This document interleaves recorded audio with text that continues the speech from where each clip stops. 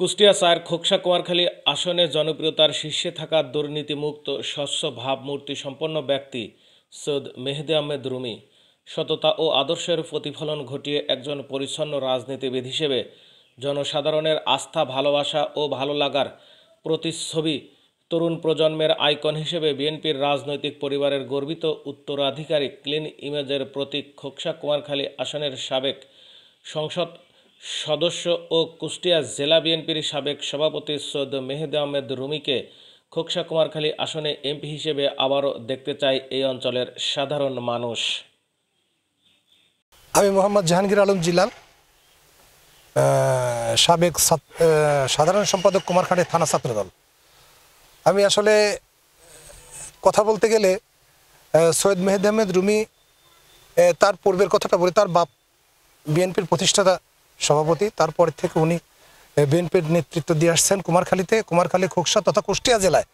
এই কুষ্টিয়া জেলায় সৈয়দ মেহেদী আহমেদ রুমির মতো নেতৃত্ব দেওয়ার লোক নাই।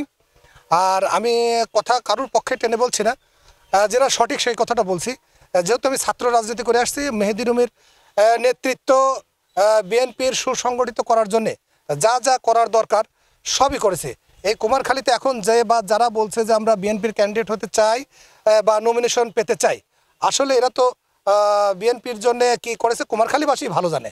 আমি বলতে গেলে সবাই ধারণা করবে যে আমি মেহেদী রুমির লোক, তাই মেহেদী রুমির পক্ষে কথা বলছি। আসলে আমি মেহেদী রুমির লোক না, আমি ধানের শীষের লোক, আমি বিএনপির লোক। আমি ছাত্র রাজনীতি করছি, ধানের শীষ যাকে দেবে তার পক্ষেই আমি নির্বাচন করব। কিন্তু সৈয়দ মেহেদী আহমেদ রুমির মতো এত সুসংগঠক এবং এই 17 বছর তার উপর দিয়ে যে স্ট্রিম রোলার এই আওয়ামী সন্ত্রাসী বাহিনী তথা পুলিশ প্রশাসন চালাইছে, এই রকম স্ট্রিম রোলার চালায় কেউ বিএনপির প্রোগ্রামে করে নাই এবং বিএনপি করে নাই। এখন যারা নমিনেশন চাচ্ছে, আমি আসলে উল্লেখযোগ্যভাবে কারোর নাম বলতে চাচ্ছি না, তারা বিএনপির জন্য কোনো ত্যাগ আছে, কোনো ঘাম আছে, কোনো শ্রম আছে, একটা কেস খাইছে, যদি এরকম নমুনা দেখাতে পারে তাহলে আমি বিএনপির রাজনীতি ছাড়িয়ে দেবো। আমি এটুকু বললাম যে বিগত 17 বছর উনি দেখাক যে আমি 5 বছর, এখন অনেকেই বলছে যে আমি 20 বছর 30 বছর দল করি। আমি বললাম যে আমি 30 বছর দল করি। আমার যদি দলের পিছনে কোনো কন্ট্রিবিউশন না থাকে, কোনো শ্রম না থাকে, ঘাম না থাকে, আমি দল করে আমার লাভটা কি? আমি তা ঢাকায় বসে থাকলাম, আমি বিএনপি করলাম, আমি ঢাকায় বসে আছি, তাতে আমার রেজাল্টটা কি? এইখানে যারা পোর খাওয়া নেতাকর্মী আছে তাদের পাশে যদি না দাঁড়ায়, আমি ধরা পড়লাম সৈয়দ মেহেদী আহমেদ রুমি থানায় গিয়ে, থানায় রিং করলে কোর্টে যে বসে থেকে আমার জামিন করায় নিয়ে আসলো। আমি তো তার রাজসাক্ষী, কোর্টে বসে থাকে সে জামিন করায় নিয়ে আসলে, তারপরে সে অনেকবার গ্রেপ্তার হয়েছে, 5 বছর 3 মাস সে জেল খাটেছে এই 17 বছরে। এর থেকে বড় বিএনপি আর কুষ্টিয়া কে হতে পারে, কুমারখালী খোকসায় কে হতে পারে? তো সুতরাং আমি এই বিএনপির সাধারণ একজন কর্মী হিসাবে এটা বলতে চাই যে কুমারখালী খোকসা বিগত দিনে যতটুকু উন্নয়ন হয়েছে বা এই কুমারখালী মানুষের পাশে সেবা দান করেছে, সৈয়দ মেহেদী আহমেদ রুমি একমাত্র মানে অধিকার রাখে এই বিএনপির থেকে নমিনেশন পাওয়ার। এটা আমি ব্যক্তিগতভাবে মনে করি। এবং আমার সাথে যারা আছে বিগত দিনে আপনি দেখবেন কুমারখালীতে যারা নতুন বিএনপি, এই 5ই আগস্টের পরে যারা আসছে, তারা ছাড়া সমস্ত বিএনপির নেতাকর্মী সৈয়দ মেহেদী আহমেদ রুমির সাথে আছে। যারা নিবেদিত, যাদের টাকা পয়সা নাই, বিএনপি করে মনে প্রাণে, তারা সৈয়দ মেহেদী আহমেদ রুমির সাথে আছে। আর যারা টাকাওয়ালা লোক, হালে টাকা হয়েছে, মানে কোটি কোটি টাকা ছাড়াচ্ছে, এদের কথা আমি বলতে চাই না, আমি কারোর নাম মেনশন করে বলতে চাই না। এখন লোক অনেকেই পাওয়া যাবে, এখন তো আমি কারোর আওয়ামী লীগ দেখি না, সবই বিএনপি হয়ে গেছে।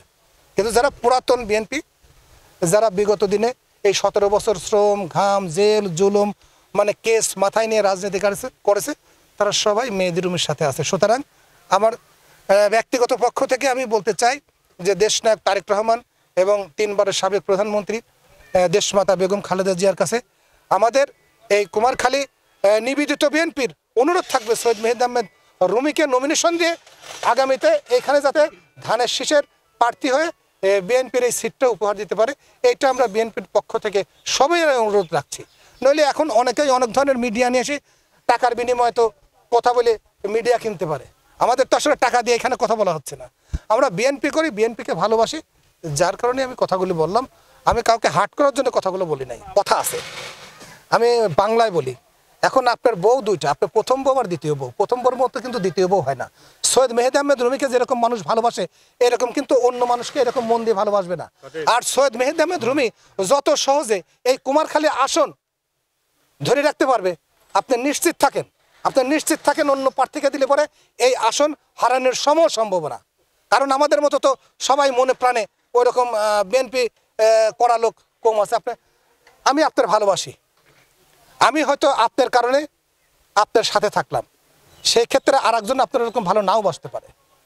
সবাই কোনো ব্যক্তি ভোটও আছে, যে ব্যক্তি ভোটটা মেহেদী রুমি পাবে এই ব্যক্তি ভোটটা অনেকেই হয়তো পাবে না।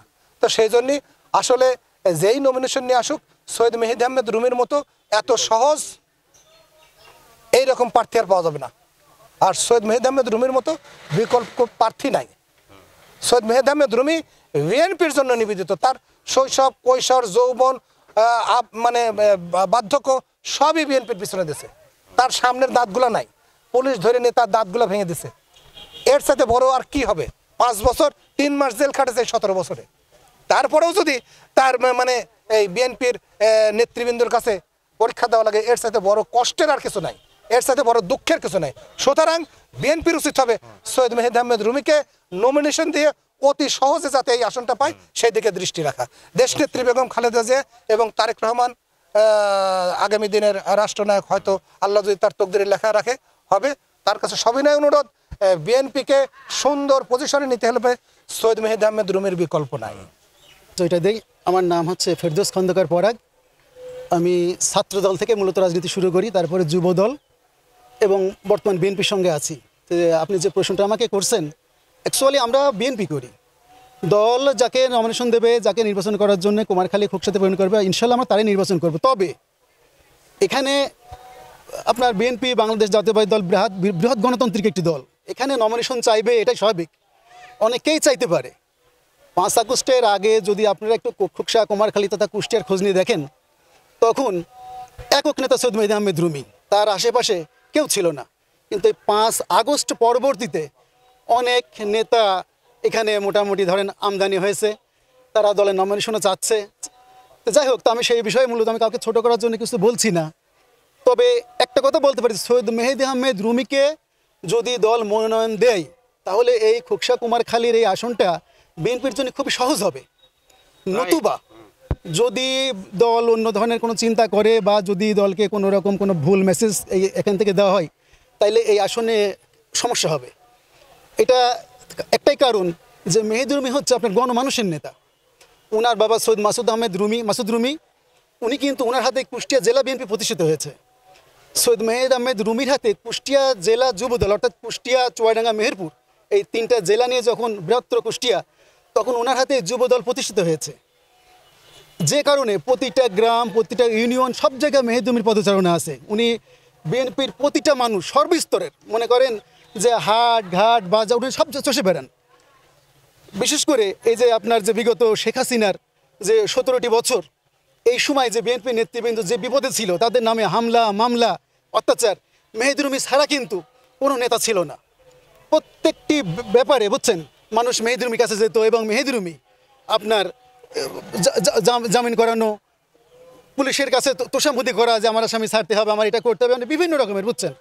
এই কারণের জন্য ওনার উপরে অনেক অত্যাচার কুষ্টিয়াতে হয়েছে। বিশেষ করে কুষ্টিয়ার যে 2জন আওয়ামী লীগের প্রভাবশালী 2জন নেতা ছিল, মাহবুব আলম হানিফ এবং হাসিনুল হক ইনু, ওনারা কিন্তু ওনার পর প্রচুর অত্যাচার করেছে প্রশাসন দিয়ে। আপনারা জানেন যে প্রায় 5 বছর 7 মাস ওনার এই 17 বছরের জেলের মধ্যে কাটাতে হয়েছে এবং পুলিশ পিটায়ে তার সামনের দাঁতগুলো ভেঙে ফেলেছে। এই অবস্থাও একদিনও কিন্তু উনি পিছুপা হয়নি। এই যে 5 আগস্টের কিছুদিন আগে উনি জেল থেকে বের হয়েছে। উনি জেলে ছিল আমাদের ঢাকাতে আপনার বিভিন্ন কেন্দ্রীয় নেতাদের সাথে, আমাদের মহাসচিব সাহেব ছিলেন, আমাদের মির্জা আব্বাস সাহেব ছিলেন, ওনার সঙ্গে সৈয়দ মেহেদী আহমেদ রুমিও কিন্তু জেলের মধ্যে ছিলেন। যাই হোক, এখন আমরা যেটা মনে করি, আমি একজন বিএনপির কর্মী, তৃণমূলের একজন কর্মী হিসাবে মনে করি যে এখানে অবশ্যই মেহেদী রুমিকে নমিনেশন দেওয়া উচিত। তাইলে এই আসনটা কুষ্টিয়া 4 অর্থাৎ খোকসা কুমারখালী, এটা খুবই সহজ হবে, এটা আমি মনে করি। ভবানীপুর থেকে চাপাইগাছি পর্যন্ত আমাদের ইউনিয়ন ছোট, ভোটও কম, প্রায় 18,000 ভোটার আমাদের এই ইউনিয়নে। আমি যে 4টা গ্রামের কথা বললাম, এই গ্রাম সহ আর অন্যান্য গ্রামে যত উন্নয়নের ছোঁয়া এসছে, মানে যে উন্নয়নই হোক না কেন মেহেদী আহমেদ রুমির হাত ধরেই হয়েছে। অন্য কোনো কারোর হাত ধরে আমাদের গ্রামে, আমাদের মহেন্দ্রপুর গ্রাম এমন একটা গ্রাম ছিল যে গ্রামে অনেকেই মেয়ে বিয়ে দিতে চাইতো না বা সাওয়াল বিয়ে দিতে চাইতো না, এমন পরিস্থিতি ছিল। তারপরে যখন শহীদ মেহেদী আহমেদ রুমি সংসদ সদস্য হিসাবে আসলেন, উনি আমাদের এলাকায় প্রথম রোডঘাট উদ্বোধন করে, বিদ্যুৎ তার হাত ধরেই হয়েছে।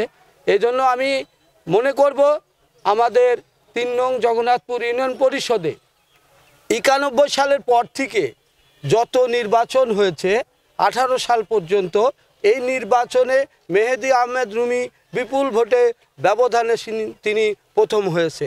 আমি আশা করব বাংলাদেশ জাতীয়তাবাদী দলের শীর্ষস্থানীয় যারা নেতৃবৃন্দ আছেন তাদের কাছে অনুরোধ করব আমাদের কুমারখালী খুকসাতে সৈয়দ মেহেদী আহমেদ রুমিকে ছাড়া অন্য কাউকে যেন সংসদ পদপ্রার্থী হিসাবে ঘোষণা না দেন।